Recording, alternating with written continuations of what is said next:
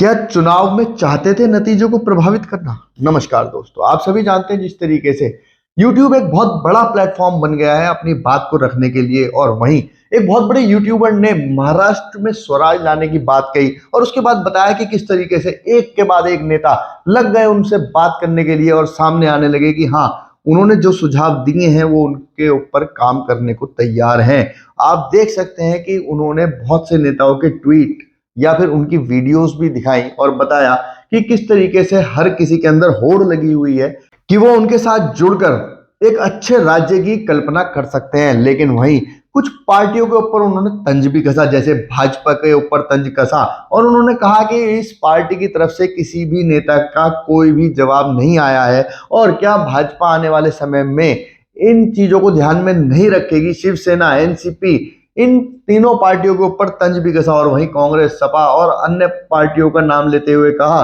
कि इन्होंने सबने साथ देने की बात की है। लेकिन उसके बाद सोशल मीडिया पर बातें तेजी से चल रही हैं और पूछा जा रहा है कि जिस तरीके से एक बहुत बड़े यूट्यूबर ने बताया कि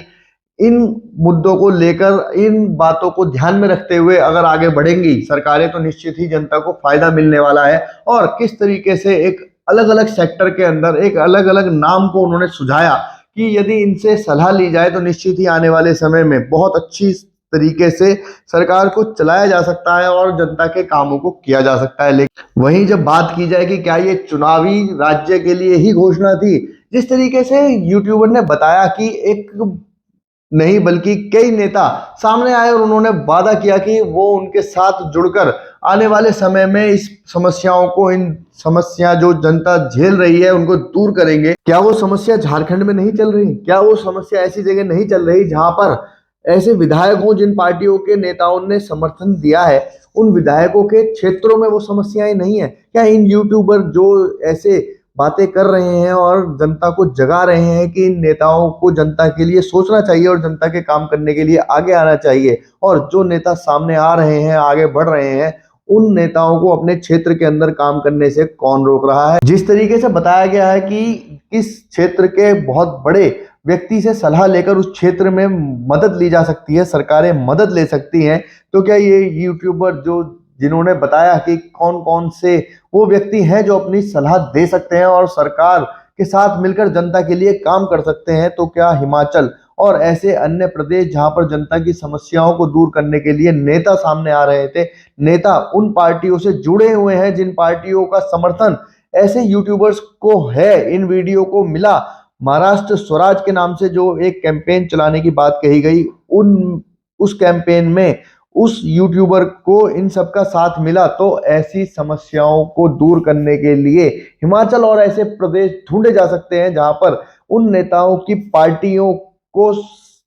बात करके जनता की समस्याओं को दूर किया जा सकता है। अगर ये चुनावी स्टंट नहीं होगा तो निश्चित ही आने वाले समय में जो यूट्यूबर कह रहे थे कि इन नेताओं ने उनका समर्थन किया है, निश्चित ही कोई ना कोई ऐसा विकल्प हिमाचल और अन्य ऐसे प्रदेशों के अंदर लाएंगे जहां पर उनकी पार्टियों का भी सपोर्ट रहेगा और माना जाएगा कि हाँ, जो बात यूट्यूब के माध्यम से जनता तक पहुंच सकती थी, जो बात यूट्यूब के माध्यम से जनता तक पहुंचाई गई थी, उसमें सरकार और वो पार्टियां जो साथ दे रही थी आज भी साथ देंगी और आने वाले समय में जनता की समस्याओं को दूर करेंगी। क्योंकि जिस तरीके से केवल चुनावी समय में ही ये सारी बातें सामने आती हैं, जनता का कितना भी दर्द हो केवल चुनावी समय में ही हर कोई बताने की कोशिश करता है और चुनाव पूरा होने के बाद फिर जनता की कोई सुध नहीं लेता। देखना होगा कि जिस तरीके से यूट्यूबर ने इन सारी समस्याओं को उठाया और उनका